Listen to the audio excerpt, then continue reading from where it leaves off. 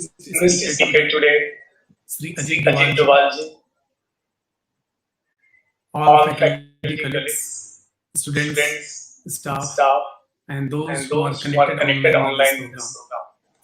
I I extend extend my very my warm very warm welcome welcome on on behalf of behalf of JNU to all JNU of to you. all of you. Today, Today, we have a we have a great great day. day. JNU JNU has has been been celebrating a week-long activities as Swami Vivekananda Youth Festival. Today is the day where we are going to witness the first Swami Vivekananda Memorial Lecture by none other than Shri Ajit Doval ji. Once again, I thank you all for joining this program and witnessing this great event in JNU. May I now request our Honorable Vice Chancellor, Professor M. Jagdish Kumar ji, to kindly address the gathering. Shri Ajit Doval ji, my dear students, staff, faculty, and their families. It gives me immense pleasure to invite all of you to the Swami Vivekananda Memorial Lecture.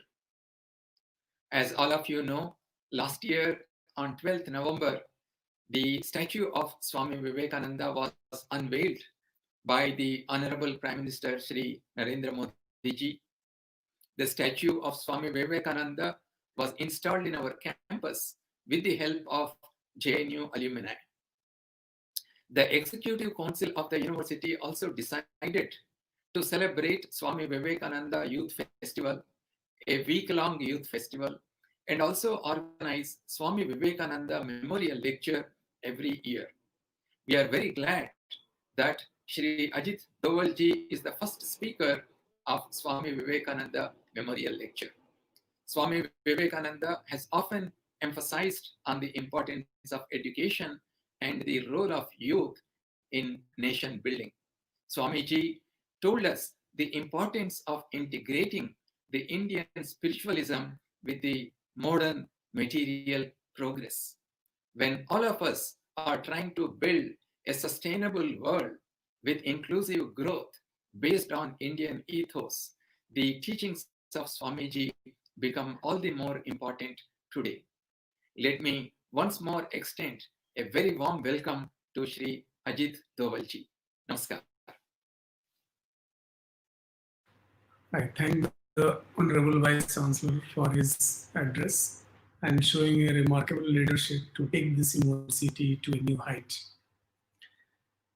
It is such a pleasure to welcome today one of the most distinguished persons in the country, someone who has made significant contributions in shaping administration, governance, and polity of the India. Someone whose advice to the government of India today crafts the destiny of a secure and safe country. Yes, I am speaking of our country's National Security Advisor, Sri Ajit Doval ji. But on this occasion, I speak of him in an entirely different context. Many may not know that Sri Ajit Doval ji is an ardent follower and a great scholar on Swami Vivekananda. Sri Doval ji had established Vivekananda International Foundation in Delhi many years ago and was its honorary director until he was invited back from his retirement to serve our country as the National Security Advisor by the Honorable Prime Minister Sri Narendra Modi ji.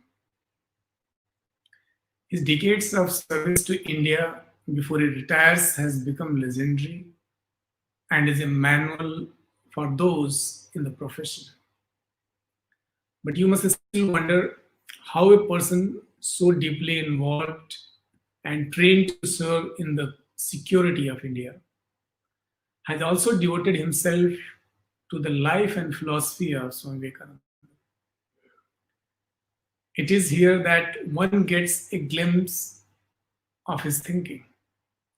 I would not be able to guess how Sri Dovalji may have been drawn towards Swamiji, his life, but the passion with which Swamiji spoke about an informed, prosperous, and strong India must have made a lasting impression on him.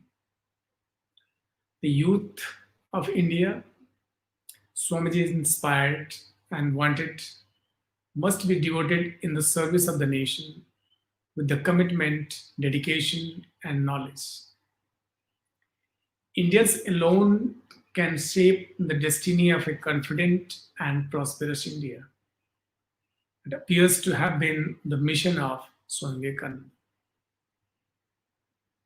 That is also the mission and philosophy of Prime Minister Modi, on whose calling Sri Dovalji joined his government.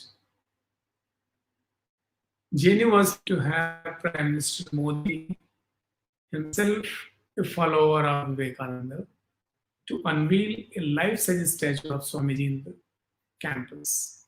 And that happened just 2 months ago. And how we were all inspired by the Prime Minister's kind message on the occasion.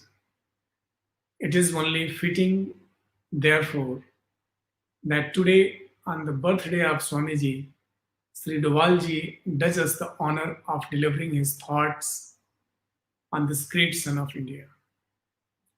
On behalf of JNU administration and JNU community, I express my deep gratitude to you, sir, for sparing your valuable time from most of your busy and grueling as well as intense schedule in your office.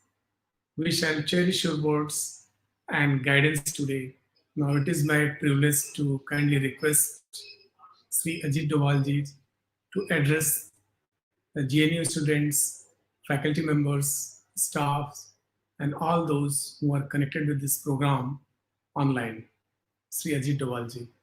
Respected Professor Jagdish Kumar, Vice Chancellor of the Jawaharlal Nehru University, Professor Rana Pratap Singh, Pro Vice Chancellor, members of the Swami Vivekananda Commemoration Committee, esteemed faculty members, dear students and friends.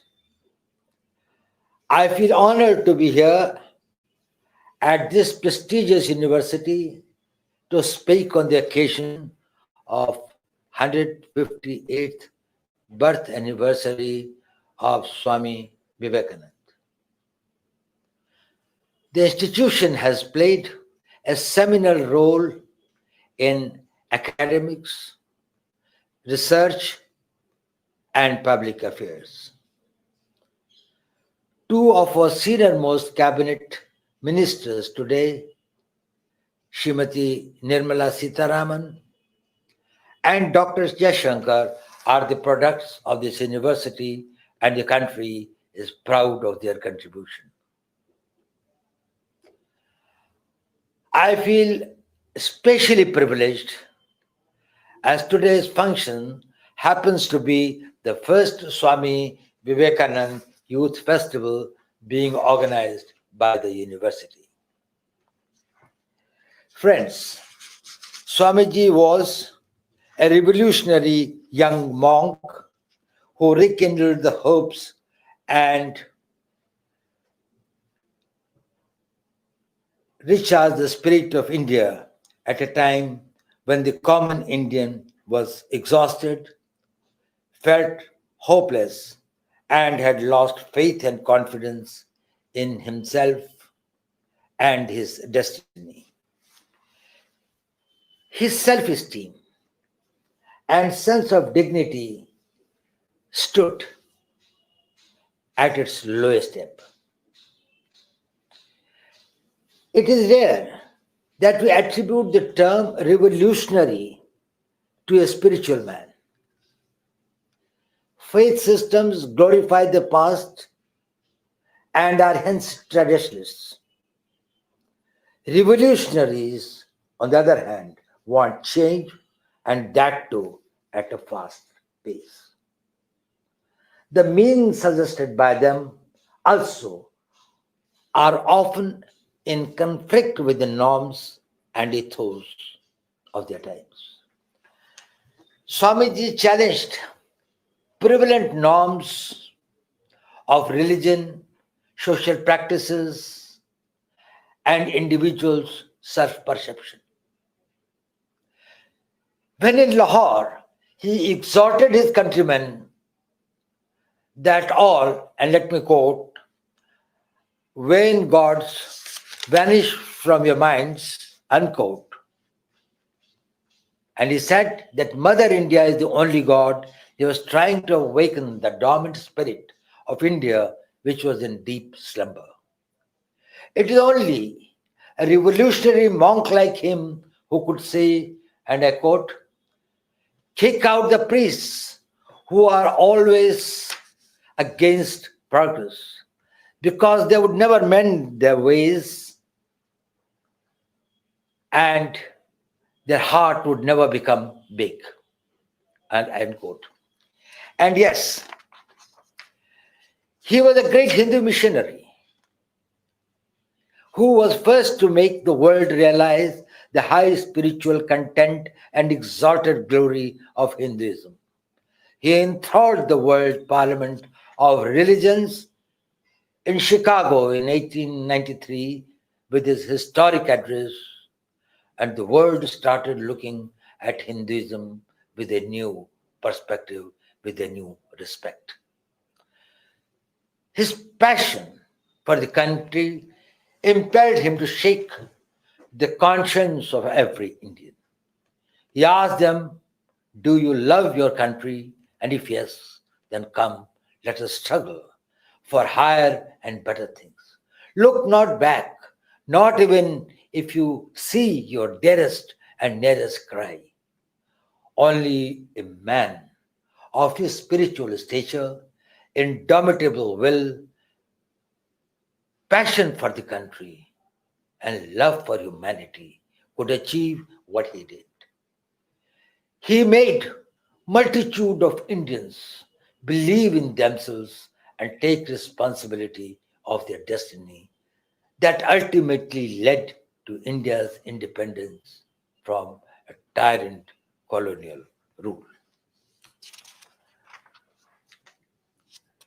Let us try to understand the age and times in which he was propagating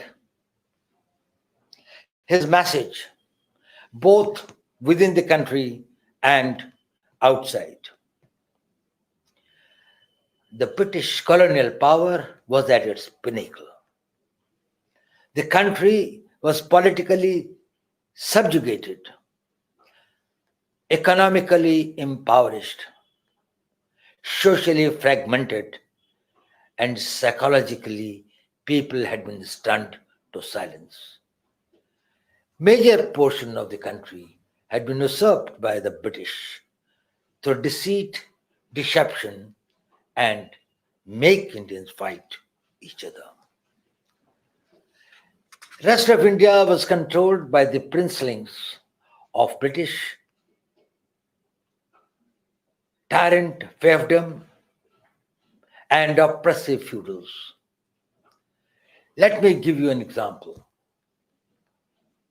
In 1757, in the Battle of Plassey, British defeated Shri Ajit Doval. By 1764, after the Treaty of Buxar, the Company Raj extended to whole of Bengal. Then started the loot, plunder, and oppression of farmers, compounded by the famines in which the company insisted on collective land revenues through most tyrant means. Within 5 years of the company rule, a famine ensued that Amrita Sen calls the man-made famine by the British.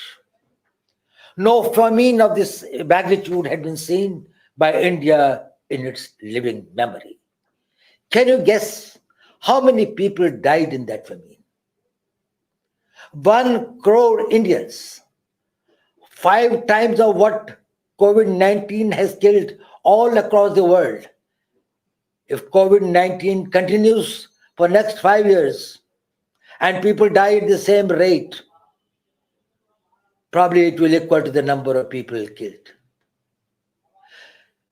Can you imagine the pain and agony of the society, 30% of whom had died of starvation and could not utter a word about it due to fear? But this was the lesser tragedy. The bigger tragedy was that degraded Indian society had accepted it as a norm. They had reconciled to a destiny where they felt it cannot be changed. They were left with no courage to collectively raise their voice against it. Poverty, want, and hunger even forced many to join what was called the native armies and police forces to suppress their own countrymen. I do not know how many of you in JNU have heard the name of Bhartendu Harishchandra. He is the acknowledged father of modern Hindi literature. He too died young at the age of 35. In 1880, he authored the first Hindi drama in prose, named Bharat Durdasha, the misery of India, in which he lamented the pathetic state of the country. But what is painful is the way he concluded it. That is the most touching part. He said, रोए सब मिलके आओ भारत भाई, हाय भारत दुर्दशा अब देखी न जाई. He calls the countrymen to come and weep together, as the misery of India cannot be tolerated anymore. This was the reality of the time of Swami Vivekananda. A meek submission to evil. Friends, in life it matters what happens to you. But what matters more is how you respond to it. What was happening to India was distressing. But what had happened to its patriotic zeal, to its self-confidence, to its lofty spirit was pathetic. Swami Vivekananda is unique because he realized it. As a young man with no resources and few supporters, he plunged himself in the battleground to awaken the sleeping India. It is in this backdrop that Swami Vivekananda India gave the clarion call, and I quote, "Arise, awake, and stop, not until the goal is reached," unquote. The state of being was intolerable and unacceptable to him. He derived his energy from India's spiritual past and its strength. He exhorted the people, strength is life, weakness is death. Friends, the struggle of life is all about converting the state of being into a state of becoming. That is changing the present, the existing ones, to your aspirational levels. Those who are able to do it are successful, and those who fail to are the losers. Let me tell you a very interesting anecdote of my life.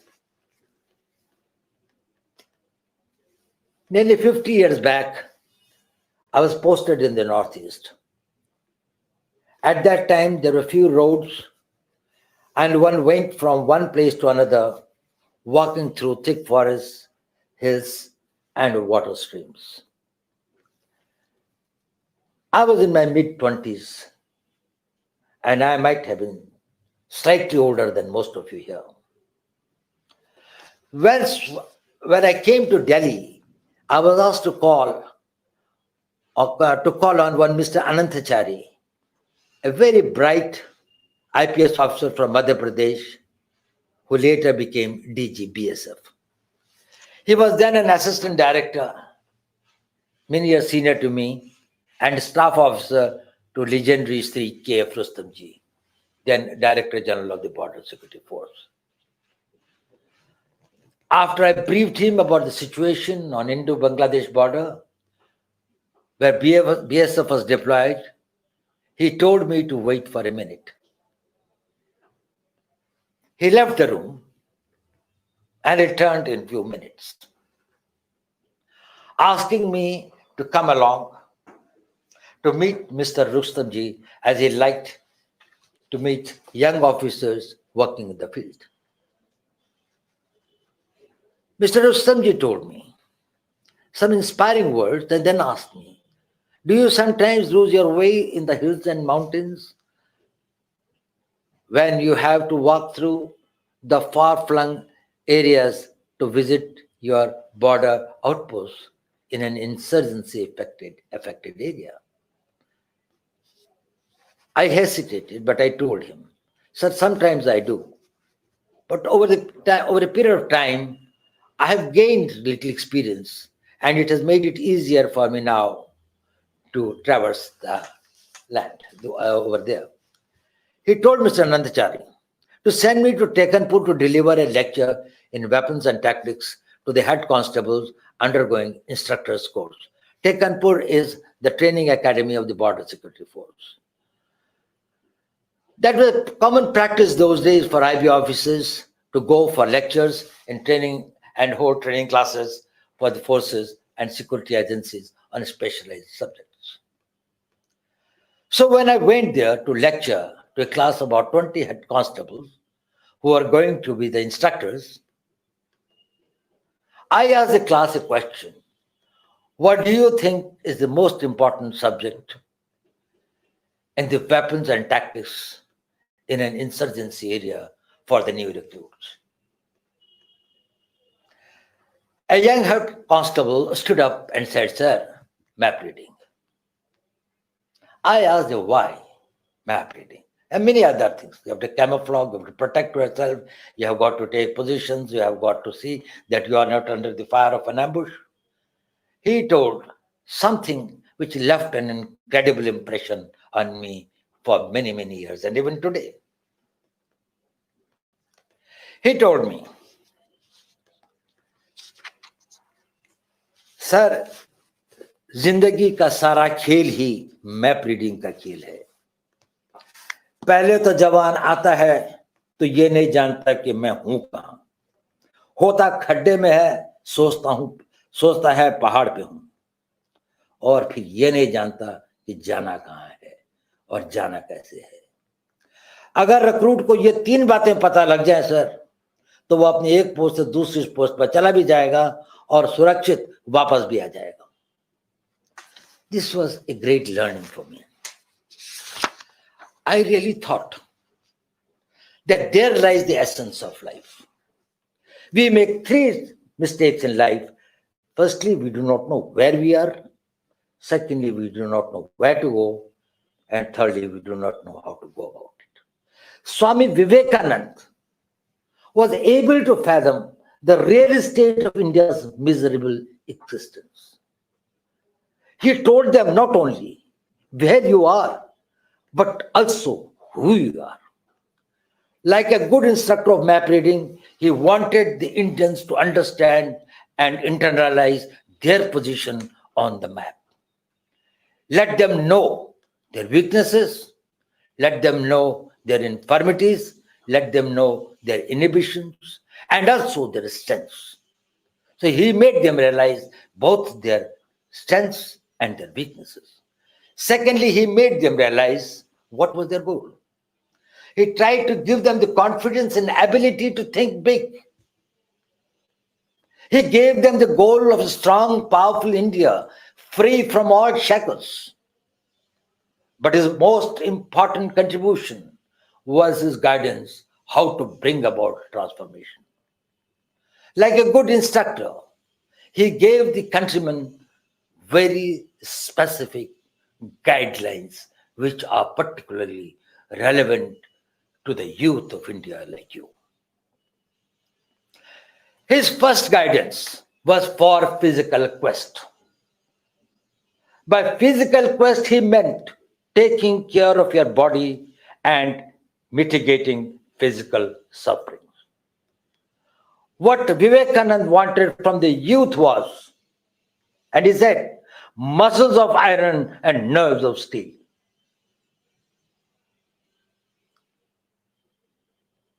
His second expectation from the youth was the social quest.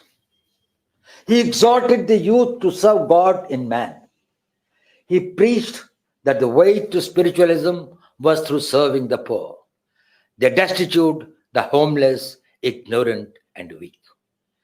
He asserted that the first God we have to worship are our own countrymen.